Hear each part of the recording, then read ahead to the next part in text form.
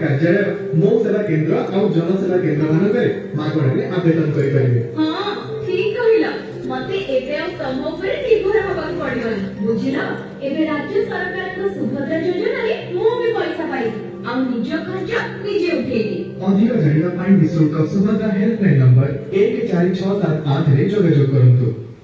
आज कोन घरणी हमर भाई खुशी कुआडे बाहिर कि तमे जानिलो कि एबे सारा राज्य रे महिला मानन सुभद्रा योजना रे मिलिबो आर्थिक सहायता जो माने 21 वर्ष किंवा अधिक एवं 60 वर्ष कम सब योग्य महिला को दुईटी किस्त रे प्रति वर्ष मिलिबो 10000 टंका और 5 वर्ष रे मिलिबो 50000 टंका।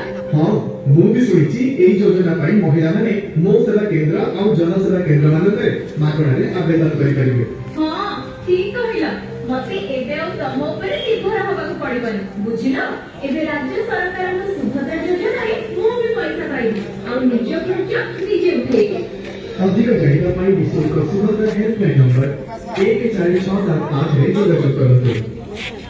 सुभद्रा ଏହି ଯୋଜନା ଅଧୀନରେ ସମସ୍ତ ଯୋଗ୍ୟ ମହିଳାମାନଙ୍କୁ ପ୍ରତିବର୍ଷ 10,000 ଟଙ୍କାର ସହାୟତା ରାଶି 5 ବର୍ଷ ପର୍ଯ୍ୟନ୍ତ ଯୋଗାଇ ଦିଆଯିବ। ମୋଟ 50,000 ଟଙ୍କା 21 वर्ष किंवा ताଠାରୁ ଅଧିକ ଏବଂ 60 ବର୍ଷରୁ କମ ବୟସର ଯୋଗ୍ୟ ମହିଳା ହେବେ ଉପକୃତ। ତା ସହିତ ପ୍ରତ୍ୟେକ ଗ୍ରାମ ପଞ୍ଚାୟତ ଓ ସହରାଞ୍ଚଳରେ ସର୍ବାଧିକ ପରିମାଣର ଡିଜିଟାଲ କାରବାର କରୁଥିବା 100 ଜଣ ହିତାଧିକାରୀଙ୍କୁ ଅତିରିକ୍ତ 500 ଟଙ୍କା ପ୍ରୋତ୍ସାହନ ରାଶି ପ୍ରଦାନ କରାଯିବ। ବାର୍ଷିକ 2ଟି କିସ୍ତିରେ 10,000 ଟଙ୍କା ଅର୍ଥ ରାଶି